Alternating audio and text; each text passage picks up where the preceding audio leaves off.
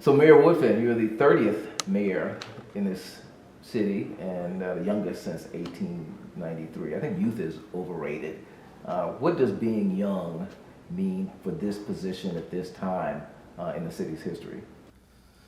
I think if you culminate the city's history with where I am as it relates to being on the younger end, the city's had some knockdowns, but we've always found a way to get back up. I think with the youthful spirit, with some youthful legs, that there are going to be times when I'll be tried.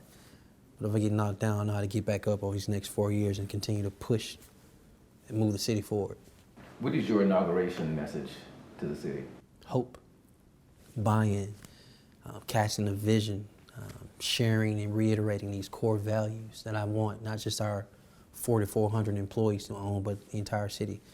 That as an administration and at City Hall and in the mayor's office, we're committed to transparency.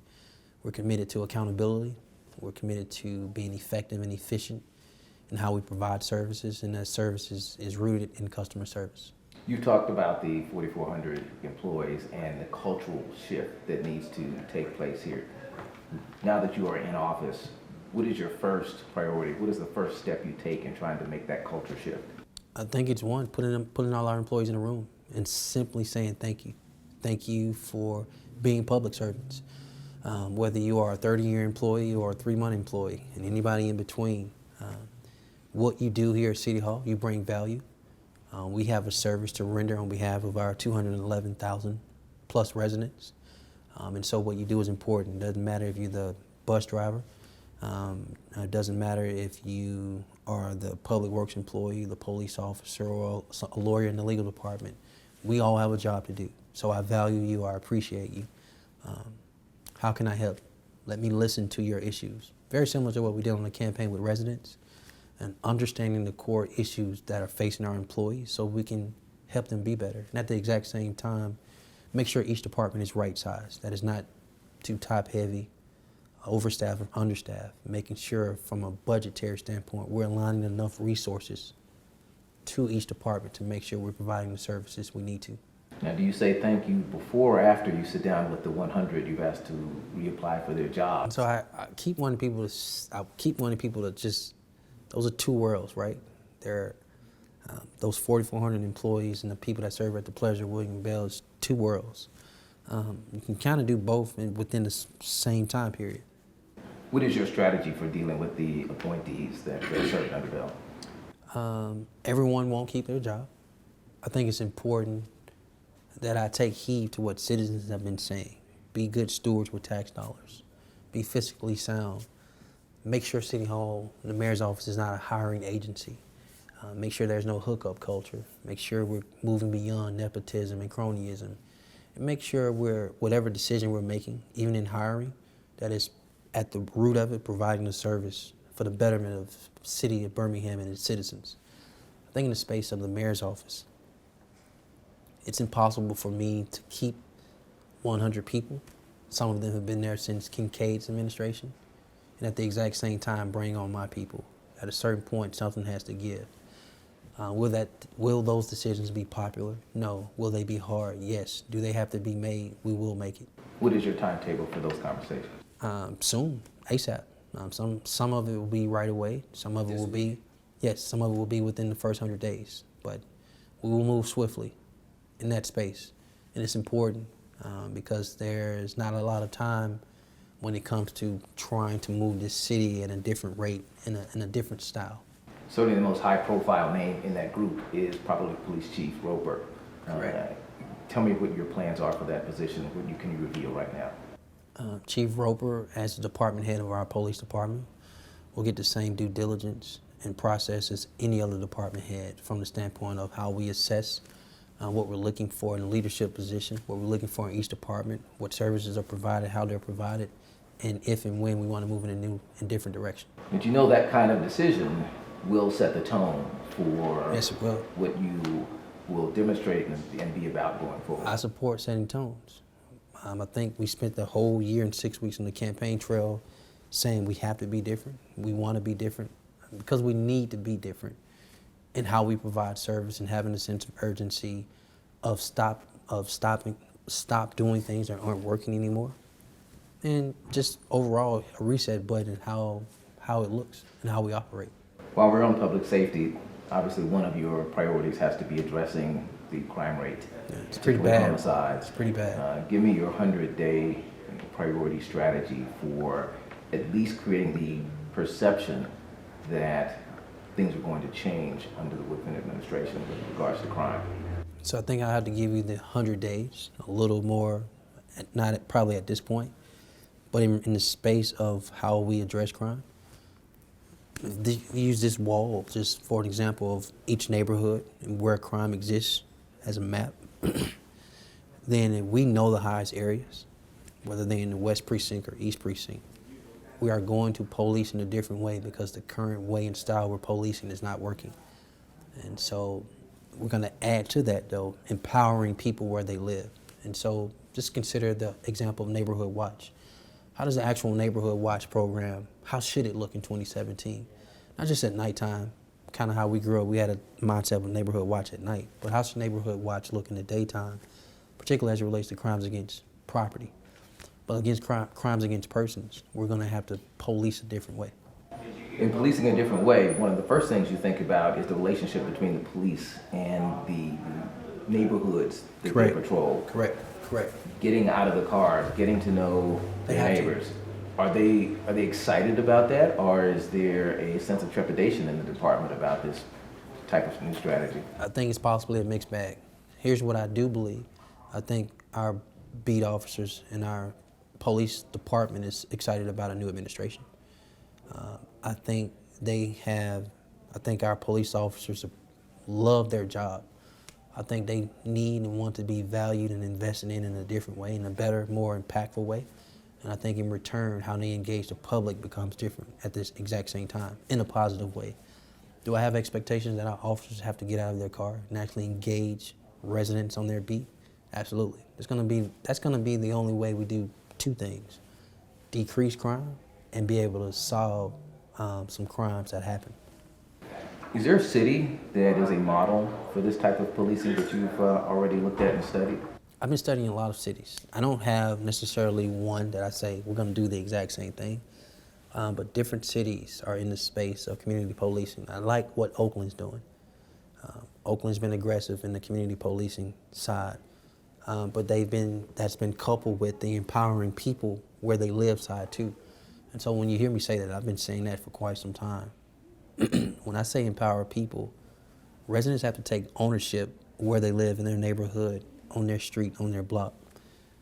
And at a certain point, if you use our high cops in our public housing, for example, if they're in the space of community policing the way we need them, does a resident have to call 911, or can they just text that beat officer or that high cop because they actually have a relationship? You made some bold promises during the campaign about the 99 neighborhoods and trying to ensure that neighborhoods that have been feeling left out of the Renaissance begin to at least feel like they're a part of the growth of Birmingham. Right. What is your strategy and how, in terms of economic development, to ensure that these neighborhoods at least feel like they're at the party? So I think there's a dotted line between community development and economic development as it relates to the entire city progressing. My philosophy is the city of Birmingham is only strong as its lowest quality of life neighborhood. And so that neighborhood may not necessarily be Central City, it may be Wylam. And so my frame of the city's growth is Wylam. And so when I'm looking at structures in the residential space, an existing house that's occupied and a house that's not occupied. That house that's not occupied falls into the space of being in the space to be rehabbed, or it needs to be torn down because it's beyond repair. And then there's the empty lot. So what are we doing around those three spaces? That's coupled with the land bank. But then the root of that is infrastructure. In Wylam right now, are the streets pavable up to grade, right? Or there are people complaining too much about this infrastructure, whether it's the streets, the curbs, the sidewalks, the lights. So investing in the city's infrastructure along with its housing stock, making sure if Wylam is the lens we're looking at, then everything falls into place in the other 98 neighborhoods as well.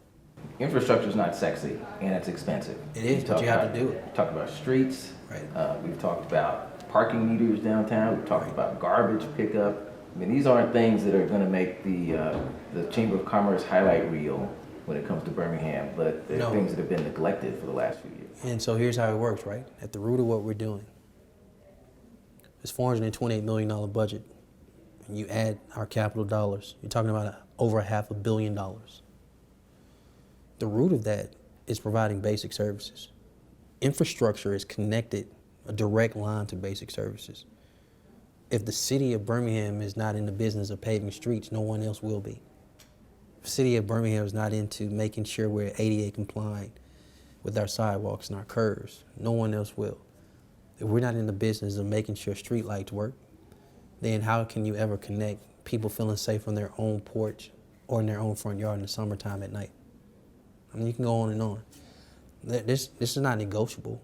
As a city, if we want to move the city forward, when you talk about economic development and community development, it's directly tied to investing more in infrastructure. So even with the city just passed last week, out there at the Barbers Motorsport area, that $4.7 million, the long-term play is all about economic development, right? Making sure it's set for an industrial park. But that 4.7 is going directly into infrastructure investment. And so it's all crawling before you walk. Let's talk about education. Everyone talks about the schools here. I know you have a good relationship with Dr. Herring. Right. And it seems like your emphasis is on early education and workforce development. It is.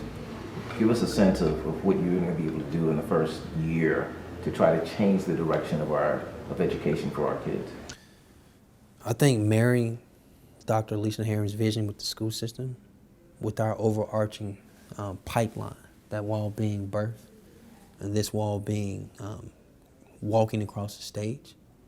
And it's marrying those two things with Dr. Lisa Herring to say, listen, here is a plan and priorities around that pipeline in that first year, like a plan laid out in all the detail possible. And we've already got some bones of it, as you've seen from the campaign. But then we go out there and say, what's the dollar amount? And then go leverage the resources. So what can the city put up? And then in that first year, finding the additional public-private partnership and private dollars to match what we're trying to do to make sure that pipeline is successful. And so in the space of our philanthropic community, not just on the local level, but at the national level too. When you consider Casey, Bloomberg, Kellogg, Sam, Gates, and I'm missing so many others.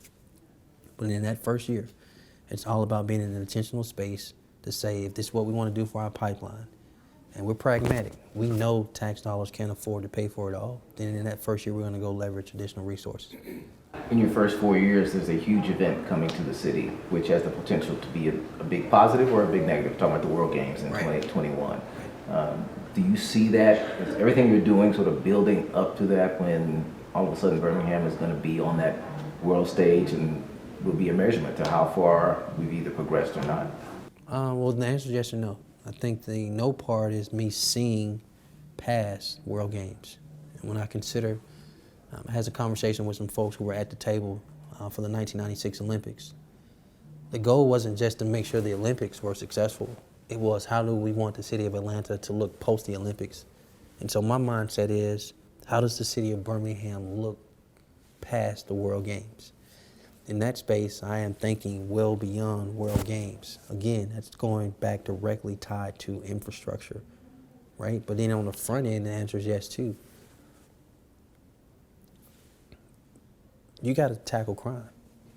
You got to tackle workforce development. We got to invest in infrastructure now. Transportation. Right now. Like right now. So the answer is absolutely. Without a doubt. It sounds like your predecessor often talked about the front porch of Birmingham and making downtown that front porch, and his emphasis being to improve that and let people feel welcome, and then the rest of the house would be taken care of. It sounds like the rest of the house was neglected. That was a bad analogy. Let me tell you what. The whole notion of the living room is bringing people to your house to visit. But you got to take care of the people that stay in the house too. The people that stay in the house use every room, not just the living room. They have to eat in the dining room. They have to cook in the kitchen. They have to use the restroom, bathroom. They have to sleep in the bedrooms. They have to play in the backyard, play in the front yard, play on the front porch. The city of Birmingham, when you talk about the 99 neighborhoods, is the entire house with all those rooms I just described. Not just the living room, which he defined as downtown. Do both. Take care of the entire house.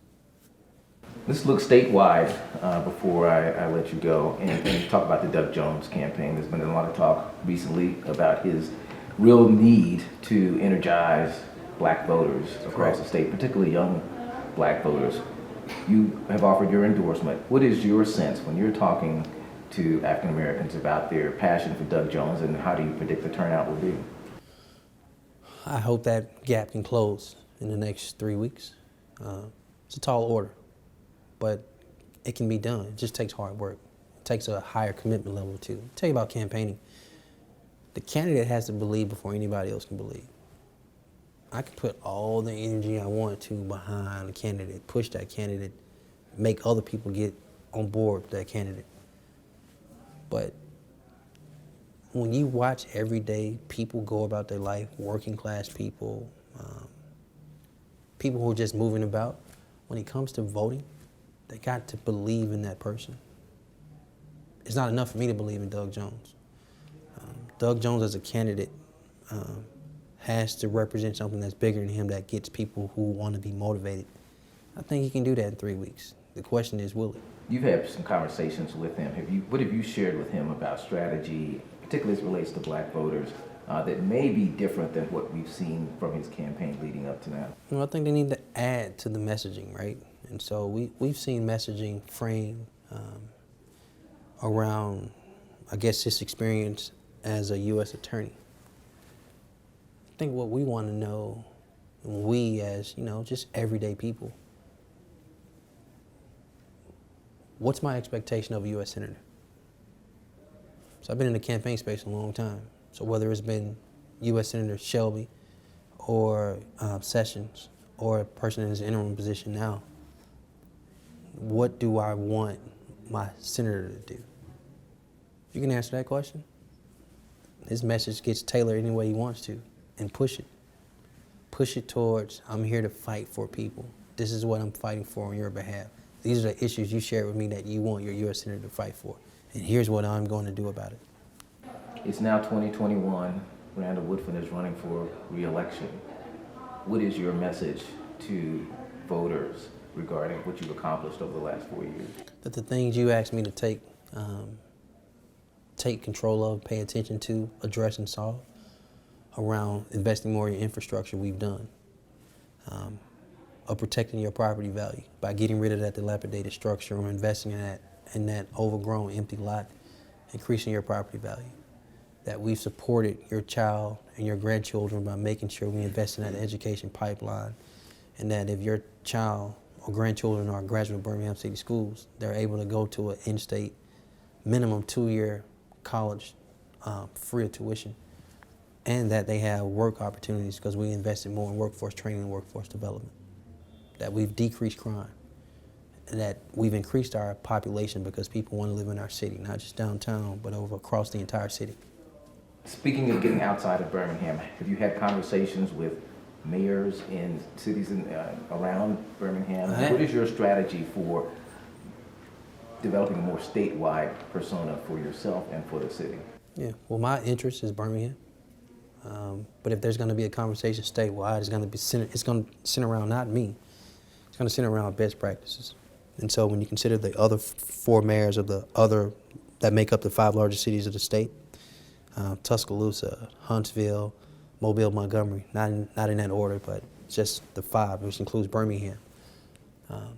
Best practices around addressing crime, best practices around affordable housing, best practices around public-private partnerships or investing in infrastructure, or how they're addressing codes and ordinances and zoning. Just best practices. Always talking to those other 4 who are in similar situated settings, I guess, as it relates to being in urban areas, dealing with urban issues. How are they going about?